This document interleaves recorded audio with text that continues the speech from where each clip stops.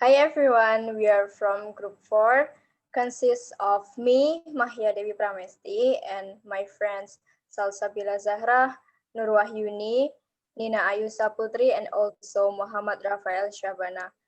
We are we are going to have a panel discussion, and we already swapped our questions with Group 3. And the first question will answered by me. The question is, the fact that teachers give more tasks than explaining the material when online learning makes some students feel stressed. Do you think that a lot of tasks can maximize online learning or the opposite? And my answer is, I don't agree if students given too many assignments. Indeed, homework is inherent in student life from elementary school to student to college student. And based on the journal that I read, the first benefit of giving assignments to students is that students become more active, trying to find solution, become hardworking individuals, never give up, and students' thinking skills are getting better. But these assignments must be adapted by existing conditions. And online learning is not easy because online learning is something new, especially in Indonesia. In the journal Online versus Traditional Homework, it is written that online assignments make it easier for teachers, but for students, it's the opposite. Teachers are encouraged not to give students a lot of assignments. However, the fact is that many teachers are still pursuing the completeness of the curriculum by giving a lot of assignments for their students while studying online. This makes many students feel stressed. In my opinion, giving assignments to students must have a measure, not only just given. It must be in accordance with the learning plan. And why do I say it has to be measurable? This is because students study at home, especially children. They must be accompanied by their parents, while the parents of students are not necessarily able to educate their own children because they don't have skills in teaching. And we as college students do not always necessarily understand all the material that has been explained by online. And what if we add a lot of assignments? Of course, we definitely didn't understand much more. I think this is difficult to do, especially for kindergarten, elementary, junior high school, and also senior high school student. So, what the teacher must do so that the material explained is understood by its student is not by giving many assignments, but creating a varied and not boring learning model. Assignments can be given, but not too often because it will stress student out. And there are several solutions so that students do not get stressed doing assignment online. It is adjusted according to their level. For kindergarten or elementary school children, I suggest not giving assignments at home, but the learning process uses animated and colorful applications that attract children's attention and also easily accessible for the parents. And maybe it should be also aided by music that make it easier for children to remember, for example, remembering alphabet, number, and etc. And for junior and senior high school, students can use the learning slides and videos. And for the assignment, I suggest that the teacher must be creative in making assignments, not always the same weekly assignment, because teenage student need something fun to do. And the last for college students, I suggest that not all assignments have a short deadline. I think weekly assignments are sufficient, and making assignments through social media will be more fun than always collect assignments in the format provided by the lecturer. That's all from me. Maybe Nina Ayu Saputri will aid her opinion. Yes, same opinion like Mahya. There's not be maximal because if the teacher gives a lot of assignment without explaining, besides it can cause stress, but also give effect to the output of the online learning. Like because they don't understand the material of the assignment, so the student will carefully when doing the assignment and no longer think about the grades. So teacher also need strategies for this case.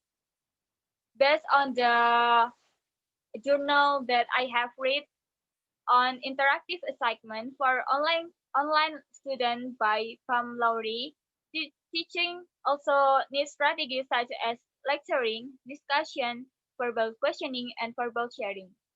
Some teaching strategies include group learning, a demonstration, and activities that emphasize creativity. Some teaching strategies include experiential learning activities and simulation. Students will gain more knowledge, retain more information, and perform better when the teacher style match learning style. And then students also need individual and group assignment at the end of the class. The teacher can open a group discussion so the student can ask questions about the assignment or the materials like face-to-face that make the student more actively. That's enough for me. The second question will answered by Salsabila Zahra. All right, thank you, Nina Ayu. My name is Salsabila Zahra, and I will answer a question about. We know that some students get bored during the online class. If the online learning becomes permanent in the future, what we can do as a teacher to overcome the boredom? Is there any ideal time in the online learning? How long is it? All right, so the first step is we have to identify some difficulties while doing online class. Based on the Zivani Devanese journals, these difficulties and problems associated with modern technology range from downloading errors, issues with installation, login problems, problems with audio and video. Sometimes students find online learning to be boring and engaging. Online learning has so much of time and flexibility that students never find time to do it. Personal attention is also a huge issue facing online learning. Students want two-way interaction, which sometimes get difficult to implement. The learning process cannot reach its full potential until students practice what they learn. After we identify some difficulties with online classes, we have to find possible solution for the problems. Technical difficulties can be solved through pre-recording video lectures, testing the content, and always keeping plan B ready so that the teaching learning process cannot be hampered. To avoid the boredom, online courses should be made dynamic, interesting, and interactive. Teachers should set time limits and reminders for students to make them alert and attentive. Communication is the key when it gets difficult to reaching out to students via text, various messaging applications, video video calls, and so on. Content should be such that enables students for practice and also develop their skills. About best time for studying, according to the science of good timing, science has indicated that learning is most effective between 10 a.m. to 2 p.m. and from 4 p.m. to 10 p.m. when the brain is in an acquisition mode. On the other hand, the least effective learning time is between 4 a.m. and 7 a.m. Not all studying is equal. You will accomplish more if you study intensively, And intensive study sessions are short and will allow you to get work done with minimal waste effort. Short and intensive study times are more effective than round-off studying. So that's all for me. The next information will be shared by Sya'bana. Okay, my name is Muhammad Rafa Sya'bana. I like to add some more point on the answer where the key thing to make the learning more interesting is actually we should make our lesson more interactive. Some of them only involving only on assignment and long text to explain some subject. This method is effective only if not used frequently. But we can increase the interactivity by make, for example, some fun games, demonstration and discussion about the subject with friends or with the teacher. This this been confirmed by the expert where Thurman, Wombeck, Kanner, and Frey found a correlation between interactivity and student satisfactory to be dependent upon how likely students were work within teams or groups.